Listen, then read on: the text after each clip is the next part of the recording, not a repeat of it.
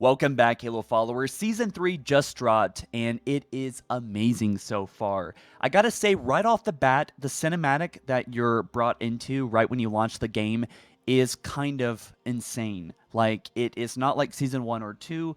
This feels like actual thought out cinematic story stuff happening here. There's even like a build up after the Infinity was attacked in the beginning of Halo Infinite, so it kind of edges a little bit on Halo 7 story stuff, I guess, in a way. Obviously, it's teasing infection, and there's just so much to talk about in this update. There's tons of new content, new maps, which I've played Cliffhanger so far, and I gotta say, it is really fun. It feels like a map straight out from Halo Reach, which it turns out that it was very inspired by that game, and I don't know, seeing the new main menu, seeing the new campaign menu, seeing the updated multiplayer menu, seeing all the changes with Forge and all these, how there's editable dev maps now, toggable friendly and enemy outlines, and new game mode and gameplay objects for in Forge, and not to mention like just all kinds of new things popping up, like the bandit rifle on the shroud screen really does freshen up the gameplay. But yeah, there's just so much in this update. I definitely recommend you checking it out. But firstly, I want to break down this article.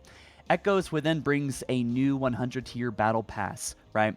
And the first event right now is Mindfall, right? For the Season 3 Echoes Within event. Now, this event is really great so far. I've only played a game or two, but so far I'm really enjoying it. It's going to run from March 7th, so today, to March 21st. It brings a 10-tier event pass containing cosmetics of the Mirage Armor Core. So when you launch this battle pass, when you launch Halo Infinite right now, you actually unlock 2 new armor cores, right?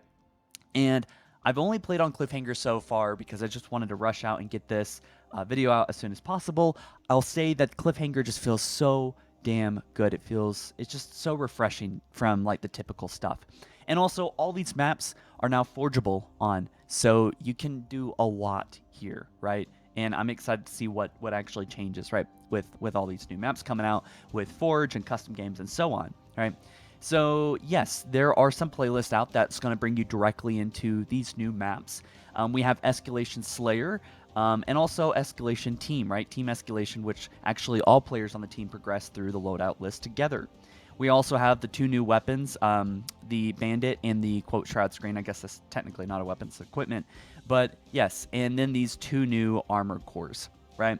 So obviously a lot of this stuff you're probably already familiar with, but I do want to talk about that juicy cutscene. I mean, what the heck is going on there? Well, we have our lone wolf guy, I keep forgetting his name. He has been infected, right, with the Eratis banished AI.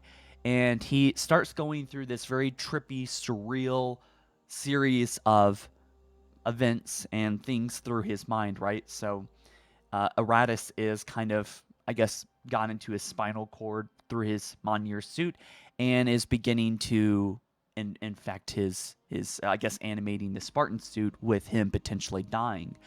It's not really quite clear, and I'm sure as we play through the event, we're actually going to get another cutscene that kind of concludes or sets up Season 4's story. So no news on that per se. I haven't seen anyone progress that far yet. I think that's what's going to be happening. But there's drones, which is pretty interesting. There's drones in this cutscene. We haven't seen drones in a while, have we? I think the last time was many years ago. I don't think they were in Halo 4 or 5, were they? So I think it maybe has been like 12 years. I could be wrong about that. Maybe I'm just derping right now. But drones are in this, and I feel like it just has an atmosphere to it that, like, the production value is leagues ahead of what it was in Season 1 and Season 2, because really we just had Commander Agra just talking to us, literally just talking to us. But this is like an actual proper cinematic. And I believe this may have been done by Blur. I could be wrong about that. I know there was some discussion about that. And with all the negative news that we've received on this game, you would expect things to be continuing to get worse, but production value and improvements are starting to catch up with this game, and I think that this game could pull a 180, maybe. And it's hard to know if it'll ever catch a large fan base again, but being good for Halo fans being good enough for Halo fans, it might actually be able to achieve that here in the near future. Because after I watched these cutscenes, or the cutscenes, the intro one that kind of felt like Halo 7 recap time, and also the one with Eratus infecting the mind of the Spartan, made me feel like invested in a way that I haven't really felt for Halo Infinite at all.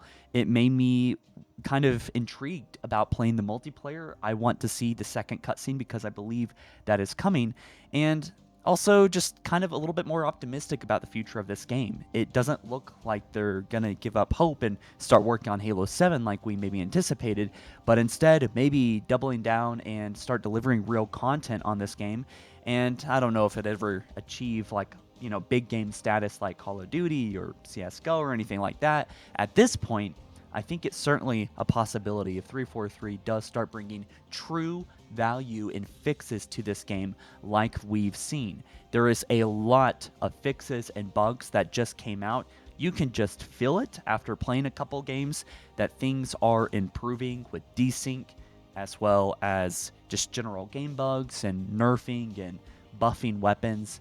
It's starting to feel more solid than it ever has before.